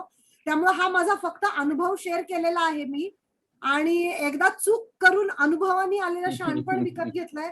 सो प्लीज थरली घ्या ह्या गोष्टी जे सर सांगतायत. आणि मी लायन्सच्या फार कमी मीटिंग्स किंवा काही अटेंड करते, पण जेव्हा मी पाहिलं हे काहीतरी खरंच खूप छान आहे, थोडंसं मनात होतं की रासायनिक खतावितांविषयी तर नाही म्हणत, पण जेव्हा सरांनी गुरुजींचं नाव घेतलं, सुभाष पाळेकरांचं नाव घेतलं, तर मला खूप बरं वाटलं. आणि खरंच याचा मागोवा घ्या आणि एका कुंडीत पण तुम्ही हा अनुभव घेऊन बघा. आणि अजून एक सांगायचं की झाडांना सहजीवन लागतं, त्यामुळे एकटं झाड कधी उगवत नाही. आणि मी अगदी डेकोरेटिव्ह किंवा लँडस्केप डिझायनिंगचा मी स्वतः इंटिरियर डिझायनर आहे आणि कोर्सही केलेला आहे. पण झाडांचं कसं आहे, झाडांना सहजीवन लागतं, शेजार धर्म लागतो. तुम्ही म्हणता ना की माझं हे झाड त्याला फळं येत नाही, दुसऱ्या वेलीच्या ह्यातनं पण परागीकरण होतं म्हणजे ते. तर प्लीज तसं करा, मिक्स शेती करा किंवा मिक्स लावा, म्हणजे डेकोरेशनच्या मागे न लागता सहज उगू देत ती झाडं. असं एवढंच बोलायचं होतं सर मला. धन्यवाद. अगदी खूप छान. सहजीवन हा शब्दच मला आवडला मुळातच, की झाडांना सहजीवन लागतं. आपल्याला शेतकऱ्यांना कृषी तज्ञांनी शिकवले की झाडातलं तण काढून टाका, हे चुकीचं आहे. म्हणजे मी पाळेकर सरांबरोबर, पाळेकर गुरुजी बरोबर मी पैठणला वाडगाव मुलांनी येते 250 एकराच्या शेतीचं आम्ही शिवार फेरी बघितली. तर तिथे प्रत्येक बागेमध्ये कमरे एवढं गवतं होती, पण पिकं चांगली होती. ते सहजीवनाशिवाय माणसाला जसं सहजीवन लागतं तसं झाडांना, म्हणून मी सांगितलं की तुम्ही व्हरायटी करा. टेरेस गार्डन मध्ये नुसतं एक पीक करू नका, अनेक पिकं करा आणि सहजीवनामधून तुम्हाला अनेक प्रकारच्या भाजीपाला सहज उपलब्ध होतील. धन्यवाद. छान आहे, तुमचा अनुभव छान आहे. धन्यवाद मॅडम. सर धन्यवाद. एक प्रश्न पुढचा वामनराव भालेरावांना मी रिक्वेस्ट करतो की आपण प्रश्न विचारावा.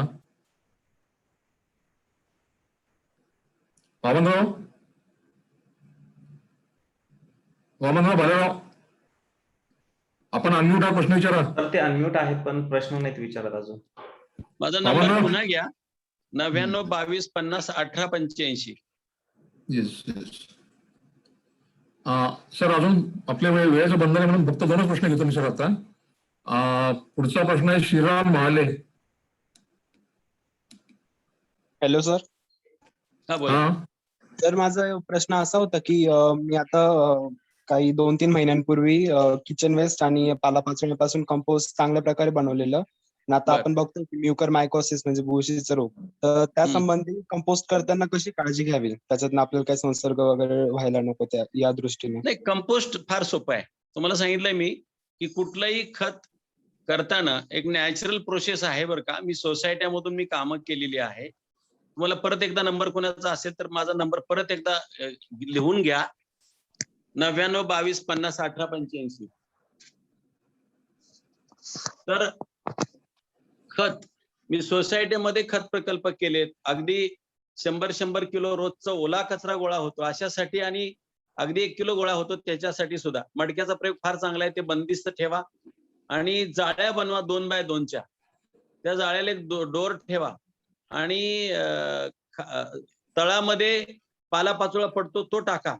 त्याच्यावर तुम्ही ओला कचरा बारीक करून टाका.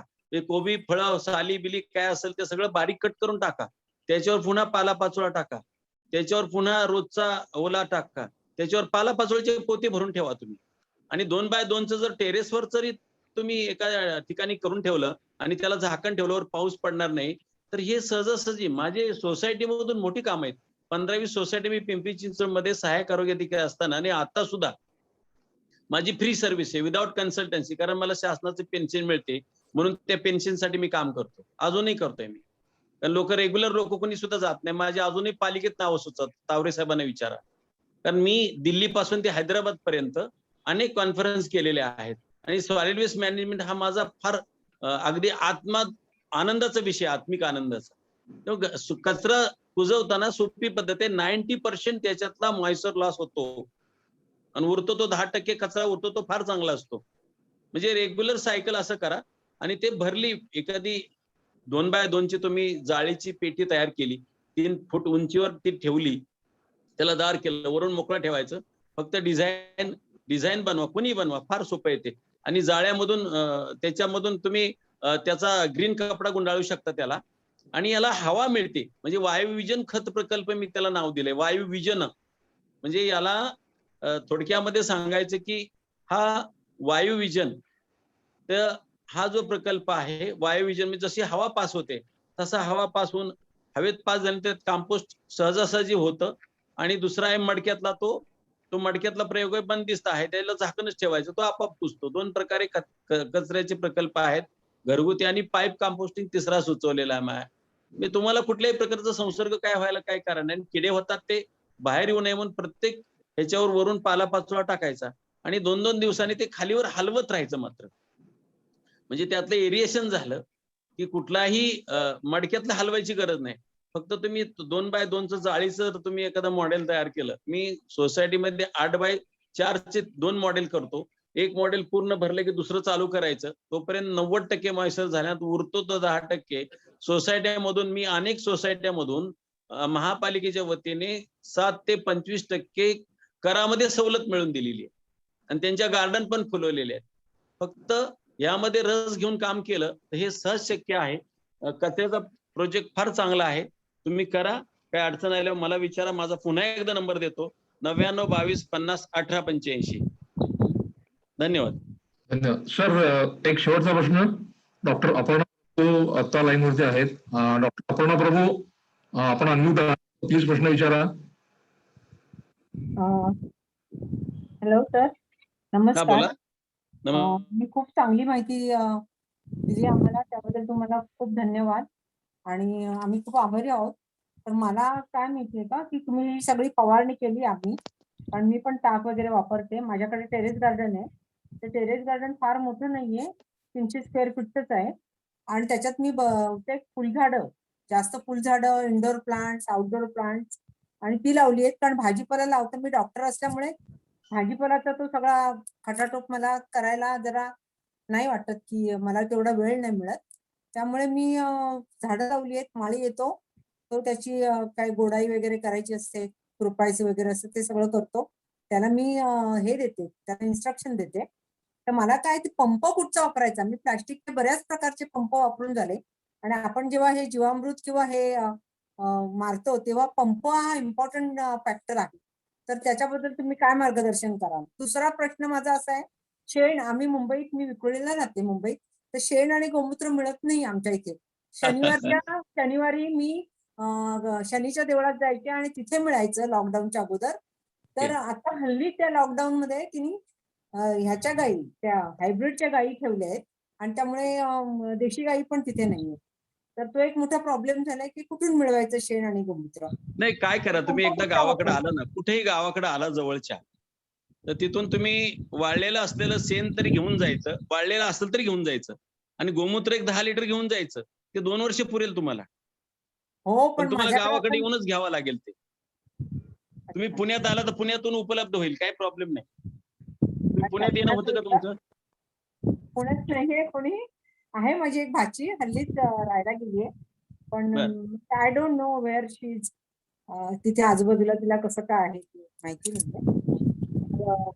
ते तुम्हाला एक मोठा मुंबईला प्रॉब्लेम उपलब्ध आहे की जरी शेण होत आणि नसेल, गोमूत्र आम्हाला मिळत नाही, त्यामुळे आम्ही हा. ताक जास्त वापरतो.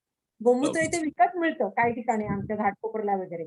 नाही, तर ते विकत शेण फक्त- मिळतं का तुम्हाला? शेण मिळेल का जवळपास? शेण जवळपास वाळलेलं जरी मला असलं ना तरी तुम्ही गोठे ते आता पालते घालावे लागतील.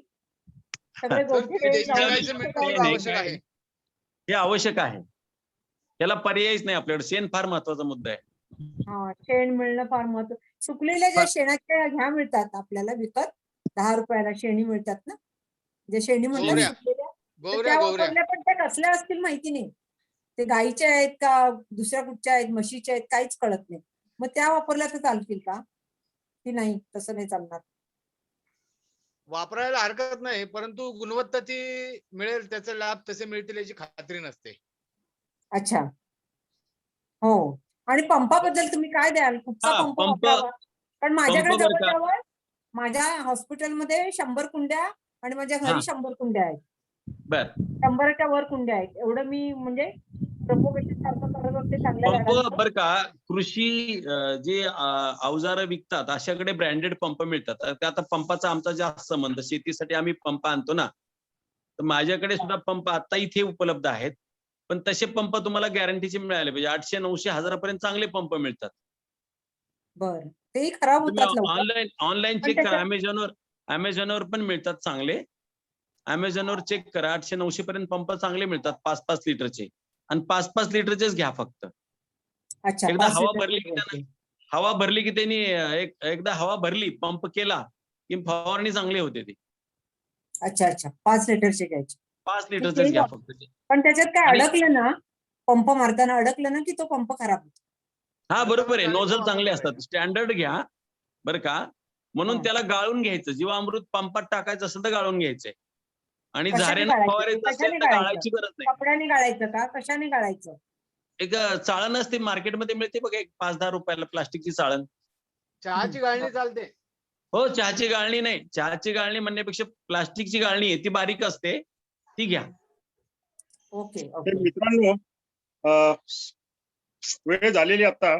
आता सर्वांना विनंती अशी आहे की म्हणजे पाटील सरांनी आपल्याला कॉन्टॅक्ट नंबर दिलाय आणि म्हणजे प्रोग्राम वेळेवर सुरू होणे आणि वेळेवर म्हणजे तो बंद होणे हे सगळ्यांच्या दृष्टीनं म्हणजे उत्तम आहे. आता माझी विनंती आहे सलायन सुहास यांना की म्हणजे वोट ऑफ थँक्स साठी म्हणजे त्यांनी सांगावं. हॅलो. नाही, अजूनही कुणाला नंबर घ्यायचा असेल माझा, आता लोक उशिरा आलेले आहेत, पण आपली वेळ संपलेली आहे. मला हो, हो. कोणी प्रश्न विचारू शकता वैयक्तिक 99 22 50 18 85. टेरेस गार्डनचं तंत्र सोप्या भाषेत मी पुन्हा एकदा लोकांना सांगू शकेल. जे आता वेळेत आलेत पण वेळ संपलेली आहे. आता मी काही रिपीट करू शकत नाही, सॉरी. हा. मी आता लायन रमेश मसरी यांना विनंती करतो की त्यांनी वोट ऑफ थँक्स द्यावेत. धन्यवाद प्रेसिडेंट. आत्ताचं वोट ऑफ थँक्स हे खरं पर्वणी आहे माझ्यासाठी. इतकं छान लेक्चर ऐकायला मिळालं आणि मला तरी खूप इंटरेस्ट आलेला आहे याच्यामध्ये आणि मी नक्की करणार आहे. कारण सरांनी म्हणजे ऍडव्होकेट प्रभाकर तावरे पाटील सरांनी इतक्या उत्तम पद्धतीने आपल्याला सर्व माहिती सांगितली आणि किती माहिती सांगितली. टेरेस गार्डनची अगदी सुरुवात, कीड नियंत्रण, नंतर त्याच्यामध्ये काय काय आपल्याला लावता येईल, भाजीपाल्याचे प्रकार काय काय आपल्याला करता येतील, कंदभाज्या, फळभाज्या, वेलभाज्या, काय काय काय काय त्यांनी सांगितलंय. आणि जीवामृतबद्दल त्यांनी फारच चांगली माहिती दिली. झाडावर फवारणी करायला त्यांनी खूपच चांगला टाइम टेबल करून दिलं की अमावस्या आणि पौर्णिमेला सुरुवात करा, मग चतुर्थी, मग अष्टमी, मग एकादशी आणि द्वादशी आणि परत मग अमावस्या पौर्णिमा. अप्रतिम पद्धतीने त्यांनी सांगितलेलं आहे आणि जीवामृत बनवा, वापरा, त्याचे फायदे काय होतील वगैरे ते सांगितलेले आहेत. खत कसं करायचं याच्यावर सुद्धा खूप सविस्तर माहिती त्यांनी सांगितलेली आहे आणि स्वतःचा नंबर पण त्यांनी दिलेला आहे. तर सर मला एक विनंती आहे तुम्हाला की तुम्ही एक पुस्तक का नाही लिहित?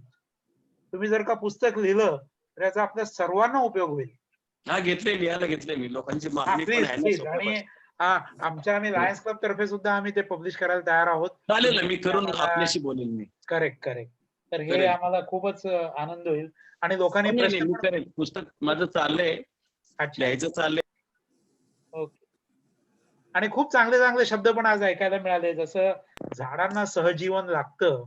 हा पण एक खूप चांगला कौर मॅडमने आपल्याला सांगितलं, जसबीर कौर मॅडमने. आणि सरांनी पण वायू विजन खत प्रकल्प ही पण एक खूप चांगली माहिती दिली. तर हे अप्रतिम लेक्चर आपल्याला झालेलं आहे आणि त्याच्यामध्ये मी सर्वप्रथम सरांना तर धन्यवाद देतोच आहे आणि लायन्स क्लबचा पण मी धन्यवाद देतो की ज्याच्यामध्ये Lions club of Pune supreme, नंतर Pune Sinhagad road, Lions club of Pune Vijaynagar, Nashik Panchavati, Lions club of Prabhat, Pune Prabhat, Lions club of Pune wisdom, Pune Navchaitanya आणि पुणे इको फ्रेंड्स. एखादा राहिला असेल तर क्षमा करा मला.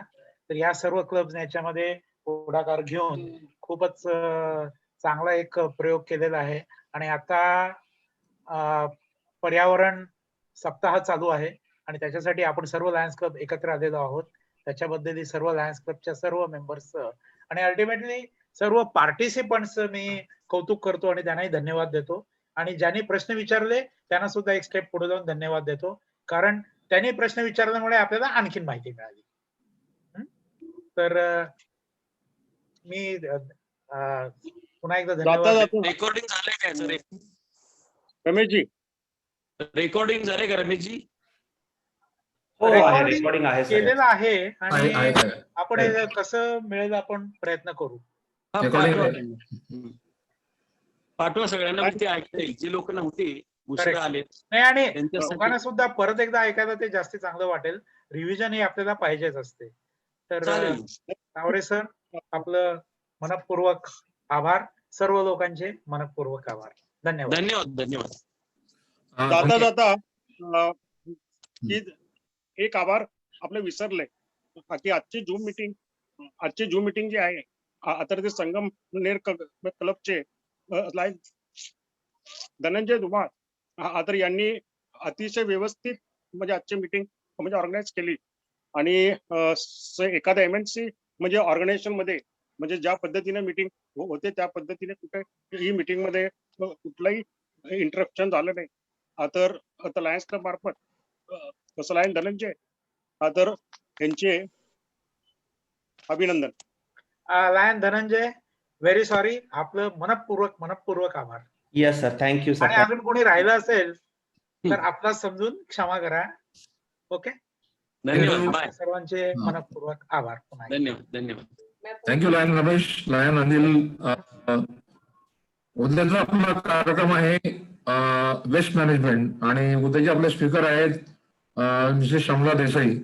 उद्याची लिंक एक 15 ते 20 मिनिटांमध्ये आम्ही प्रत्येक प्रेसिडेंटला फॉरवर्ड करू आणि ज्या ज्या ग्रुपवरती आम्ही टाकू तर मॅक्सिमम अर्धा तासामध्ये उद्याची लिंक मिळेल आणि आपापल्या क्लबच्या प्रेसिडेंटना सांगा की त्यांच्याकडनं लिंक मागवून घ्या. आम्ही त्यांना सगळ्यांना पाठवतो की त्यांनी ती लिंक जी आहे ती पुढे त्यांनी आपल्या मेंबर्सना पाठवावी. तर पुढच्या एक अर्धा तासामध्ये उद्याच्या कार्यक्रमाची लिंक आपल्याला मिळेल. उद्याचा कार्यक्रम फार चांगला आहे. वेस्ट मॅनेजमेंट, कचऱ्याचं नियोजन आणि ह्याच्यात आपण सगळ्यांनी असा सहभाग करावा. आज 150 मॅक्सिमम 151 आपल्याच पार्टिसिपंट होते. तर फार चांगला रिस्पॉन्स दिलाय. सगळ्या लोकांचे परत एकदा आभार. तावडे सरांचे मनपूर्वक आभार आणि हा कार्यक्रम असं मी तो जाहीर करतो. धन्यवाद. प्लास्टिक का सिमेंट का